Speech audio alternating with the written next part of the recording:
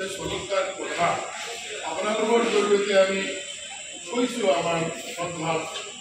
রাষ্ট্রের যিসকল নির্বাচক আমি কৈছো যে কিছু আমার আপনাদের সমীক্ষাত আজি এরাউন্ড 370 তো অলপ হব পারে প্লাস মাইনাস হব পারে কিন্তু আমি ভাবো যে আমার সমীক্ষা যেহেতু আমি রাজ্যের মধ্যে 5 বছরের সমীক্ষা নির্বাচন মণ্ডলী যিসকলে ভোট দিছে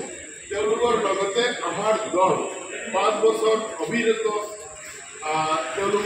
সম্পর্ক আছে উন্নয়নের আমি কথা বলছি গোটাইখিনি মিলি আমার সমীক্ষা 400 পার আর যিসকলে সমীক্ষা আদির দিনত আপনাদের সংবাদ মাধ্যমের যুগে দিছে হয়তো অলপ প্লাস মাইনাস হব বহুত ভোটর ব্যবধানত ভারতীয় জনতা পার্টি প্রার্থী হিসাবে